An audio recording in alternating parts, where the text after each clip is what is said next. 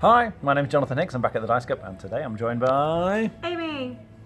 Matt, Steve, and we've just finished playing Smartphone, which is an economic game. It says an economic board game, all about making smartphones. And you can see there's a kind of world map here if I zoom out. And you are running a company that manufactures smartphones. And in this particular game, I started in this region here. Everyone starts in one particular region, and they're trying to expand their offices into different locations and try and sell as many smartphones as they can in as many locations as they can. But it's all done with an interesting action selection mechanism. You have these two pads, as they're called, which are double-sided. You've got different things on the different sides, and on your turn you decide to arrange them somehow so that usually one covers up the other one.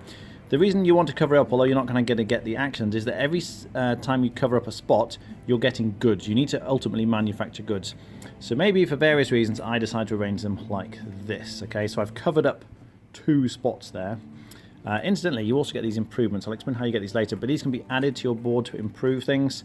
So this symbol, the black symbol, gets me a good, as well as the ones I covered up, so that's 2 for covering up. I'd get another 2 goods. So at the moment I'm producing 4 goods, but that's reducing the price of my goods. So what I might do is cover this one. Oh, I've got another one. I can put this one here. This part of the game is quite AP prone. See, that covers up the good. I still get the good, but now I don't lose my price. That gives me an extra logistics thing. And if I cover up the technology, I'm still getting technology, but that increases my price again. Right, so for whatever reason, you spend quite a bit of time in this first stage planning how to arrange your boards. It's done behind a secret screen. Everyone else does the same thing, and then we reveal our boards, and you get to see what everyone else has planned. So Steve's arranged his like this. Now, I'll explain what all the symbols mean in a second, but effectively, everyone plans together at the start. That's the first phase. Then we adjust the prices. Now, the price that you're going to be selling all your phones at, wherever they are in the world, is a standard kind of 5. You always start at 5, but then it's modified by these. So because I've got 2 plus money things, my red price goes up to 7 here. But you see, if this one up here was visible, then my price would go back down to 6. So sometimes you might want to sell high prices, make lots of money, but sometimes you want to sell them cheaply, sell lots of them, and you can make money that way. So that's the price thing, and you adjust all the prices accordingly. Now, this is very important because throughout all the rest of the phases in the game, player order is determined by price. So whoever's selling cheapest gets to go first, and tiebreakers are decided by VPs. There's like a VP tracker. So whoever's last in terms of points currently, when there's a tie here, will also get to go first. So this is quite an interesting mechanism. It works well. Right, so after that you get your goods. So you have this nice little tray here for storing various things, but these cubes represent the goods. So as we saw, I was covering up 2 plus another 2 gets me 4 goods. And I kind of put them in there. And then I'm going to be trying to sell these goods in, as I say, various locations in the world. The next stage is you can try and buy the improvements. Now there's a stack of these improvements here. So in player order you get to pick one of these, and in the next round you can add it to your board to help you modify what you want to do. Then the next phase is technology. There's a bunch of technologies like special abilities along the bottom here that are going to improve what you can do during the game. So for example, this one here, in order to get this technology you have to get 3 progress. So you count up how many technology symbols you've got. I've only got 1 technology symbol, and you take these progress markers, these little staircase things here, and you get to add them to the one that you're trying to claim here. And once you get up to the total of 3, then you manage to get that technology, and you put one of your office markers in the space to show that you now have this particular technology. Obviously at the end of the game we've acquired quite a lot of these, and then once you've got it for the rest of the game, it does its thing. In this case it's going to give me an extra logistics symbol. I'll explain what that is in a second, for every one of those I've got. So you're trying to get the technologies. Whoever gets the technology first though, so this one costs 5, you get to take this, and at the end of the game it's worth 10 points. That's pretty good. But then it makes it cheaper for everyone else. You see now instead of 5 it only costs 4 for everyone else to get this technology. So if you research technology first you get points, but then it makes it easier for everyone else to get the technology. So you try and get the special abilities, then we move on and we do logistics, and this is where the vans matter. So I've got 3 vans here, but if I've got this technology it gives me an extra one for each one of those. So that would be 3, 4, 5 out of 5 vans. And again, you're using these little staircase progress markers, and you're putting them on the board. So you can see I've got my red offices in a few locations. I started here, and I expanded to Europe, and I got them in the Emirates.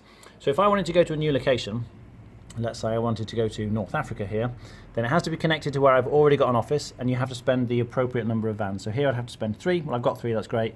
You just kind of plonk them in here, and once you've got 3, you get to put one of your office markers in the location. Now I have presence in North Africa, and I can sell phones in North Africa.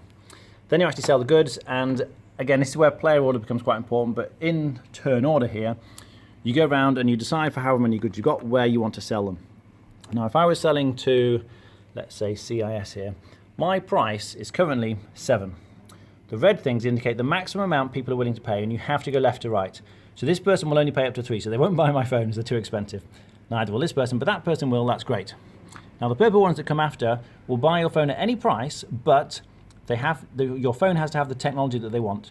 So if I have the Wi-Fi technology, and you can see where it is, my office is at the Wi-Fi, that's great. I've got Wi-Fi technology. That means I can sell one of my goods to the Wi-Fi person. I also have the gamepad technology, so I can sell to the gamepads, but I haven't got the 4G technology, so I can't sell to that one. So I go around and I can sort of put them anywhere that I like until I've done them all, so maybe I can put my next one there. But then other people go around, and if I've sold here, no one else can sell there. So you're blocking off spots when there's a lot of presence, for instance, here in Europe. Whoever gets there first can sell the phones, and then the market's been saturated and you can't sell phones there anymore. So that's quite interesting. And then finally, you're going to get points. Essentially, for every phone, every good you've sold, you multiply it by the price, and that's how many points you get. It's money, effectively, which you just track on the VP tracker. You're also getting majority scoring in areas, so whoever sold the most phones to North Africa, for example, would get 5 points, and second most would get 2 points. So for each of the areas, you want to sell the most in each area, so that's quite nice. You keep going over 5 different rounds, so going through all of that is 1 round. Do it for 5 rounds, add up your points, and most points wins. What do we think? I definitely wasn't good at this game, but I had a lot of fun. I really liked it. It's very thinky. You really have to consider not only what you're doing, but what your opponents are doing and what they can achieve. So there was a lot of kind of AP near the end of the game, but at the beginning I just kind of went with it. Now that I know the strategy, or like kind of where I could go with a strategy, I imagine I'll be a lot better next time, but I'd be really up for playing again. Matt? Yeah, the initial planning stage with the placing the pads is a really interesting, quite unique thing, and yeah, there's a lot of kind of puzzle solving to do there, which is really good. And the technologies are very important. I think at the start we maybe didn't realise quite how important the technologies are, because of the abilities they give you and because of the markets that they open up that you can sell more stuff to.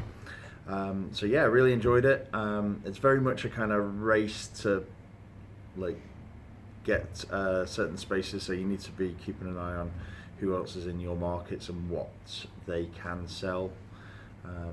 But yeah, it's a really good game.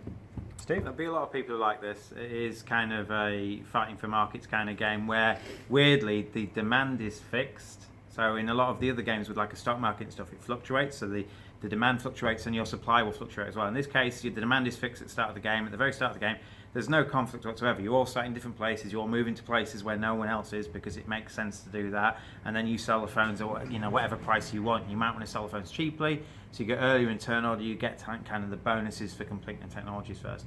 And Matt's right. It is sort of a race. And Matt got all 6 technologies, which meant at the end of the game, you didn't want to be where Matt was, especially if he was going before you, because he could just sell everything to that place and you were getting blocked out. But because he spent a while getting the technologies, Jonathan and I were able to sell a lot of our stuff and take kind of a lead against him.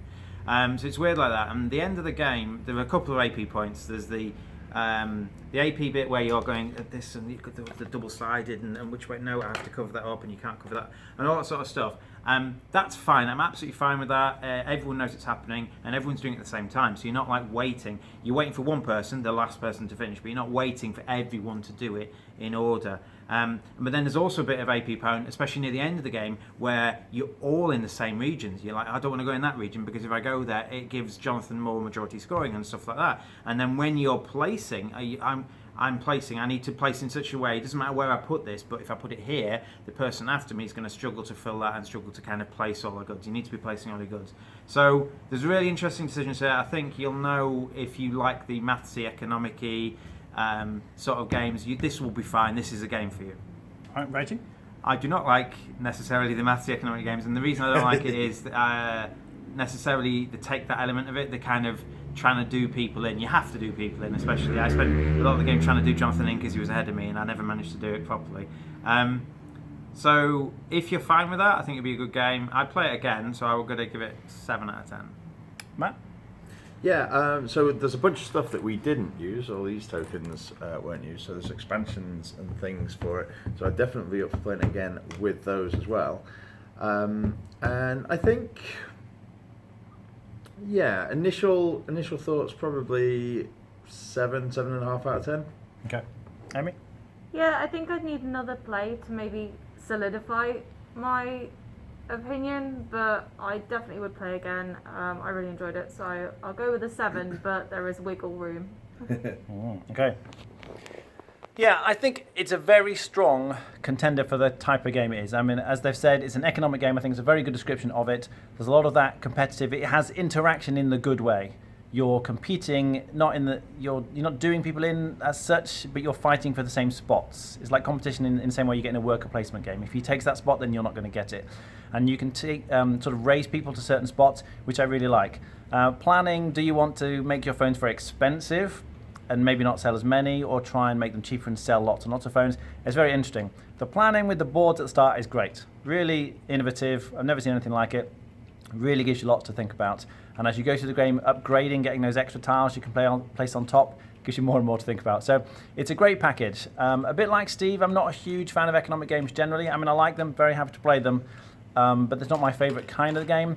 But if you do, I think this is almost as good as it gets. I think it's very, very strong. So personally, I would give it an 8 out of 10. All right, thanks for watching. That was Smartphone.